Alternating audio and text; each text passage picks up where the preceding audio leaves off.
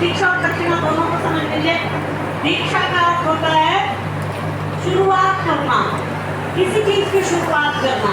तो दीक्षा एक ऐसा शब्द है जिसका अर्थ होता है कि ज्ञान की दिशा में कुछ शुरुआत करना, सीखने की दिशा में कुछ शुरुआत करना। जैसे स्कूल में पहला दिन, बगल में स्कूल है ना, या आप अपने बच्चे को स्कूल भेजते तो पहला दिन, या आप अपने बच्चे को कहाँ से कब तक सिखा रहे हैं तो पहली बार। तो जब हम किसी टाइम पे शुरू करते हैं सीखना, शुरू करना, इनिशिएट करना, तो दीक्षा कहलाता है, किसी चीज को स्टार्ट करना।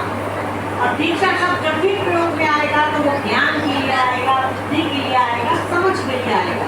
ठीक है, किसी चीज को सीखने में ऐसा नहीं है कि कैसे कबूतर सीखने में, एक और एप्पल सीखने में, किसी भी चीज को आप सीख रहे हैं तो ये माना जा सकता है कि आपकी शुरुआत कहाँ से हो रही है, आप दीक्षा ले रहे हैं या ग्रहण कर रहे हैं।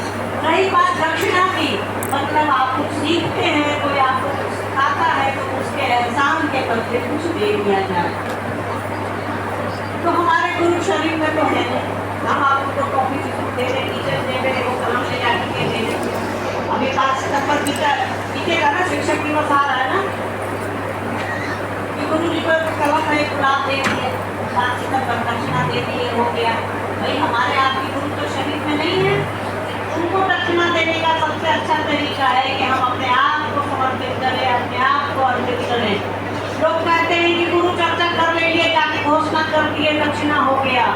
अरे भैया आप अपने आप को क्यों नहीं दे रहे हैं? आपको भी तो शिवशिष्ट बनना है, लवली को भी तो शिवशिष्ट बनना है। इस इंतजार में हम आप क्यों बैठे हैं कि बरसा स्टेशन पर जाएंगे तो आदमी को घोषणा करेंगे वही दक्षिणा हो गया। अरे भैया दक्षिणा ये हुई कि हम अपने आप को भी तो दे सकते हैं शिवशिष्ट के रूप में। दीदी, साहब दीदी की आवाज मेरी आवाज कैसे हो सकती है? साहब दीदी की आवाज मेरी आवाज कैसे हो सकती है? आवाज को बना लेंगे हम, आप कि जैसा आचरण कहाँ से लाएंगे? तो सवाल ये होना चाहिए कि साहब दीदी की जो आवाज है वो हमारे भीतर कैसे मिलेगी, वो उनका संकल्प है। साहब दीदी की आवाज को हम आप नकल उतार सकते हैं, बोल सकते हैं साहब जैसा, चल सकते हैं साहब जैसा, बैठ सकते हैं साहब जैसा, दीदी माँ जैसा, सब कुछ कर सकते हैं। तो उनके जैसा वो प्रेम कहाँ से लाएंगे जो महादेव के लिए उन दोनों के पास। जब उनसे सीखेंगे तो उनके जैसा बोलेंगे, उनसे सीखेंगे तो उनके जैसा चलेंगे, उनके जैसा करेंगे।